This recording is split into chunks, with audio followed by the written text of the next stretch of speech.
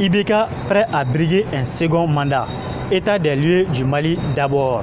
Le week-end dernier, le président de la République, Ibrahim Boubacar Keïta, a levé le doute sur sa candidature à la présidentielle de juillet.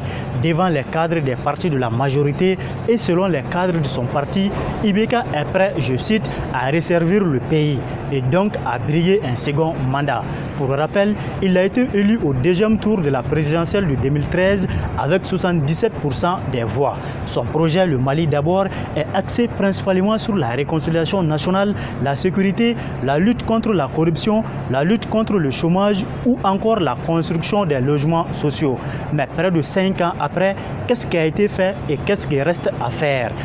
D'abord, sur le plan de la réconciliation nationale, un accord de paix a été signé en 2015 entre les groupes armés et le gouvernement après de longs mois de négociations à Alger. Cet accord, il faut le reconnaître, a mis un terme aux affrontements entre les groupes armés signataires et l'armée malienne.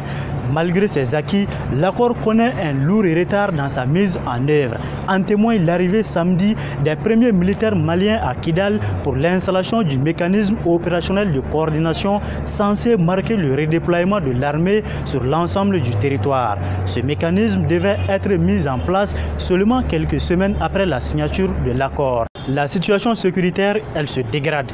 En plus des attaques terroristes 71 aux 3 derniers mois de 2017 selon l'ONU, les communautés Peul et Dogon s'affrontent régulièrement au centre du pays, entraînant des dizaines de morts selon le dernier rapport trimestriel des Nations Unies sur le Mali. Et l'armée peine à sécuriser le vaste territoire. La loi d'orientation et de programmation militaire adoptée en 2015 a considérablement changé les conditions de travail et de vie des militaires, avec des primes et des équipements nouveaux. Toutefois, chaque acquisition de matériel militaire révèle d'un scandale de détournement du dernier public, ce qui explique pour plusieurs observateurs l'échec du président Ibeka dans la lutte contre la corruption. Par rapport à la lutte contre le chômage des jeunes, le candidat du RPM avait promis la création de 200 000 emplois durant son premier quinquennat.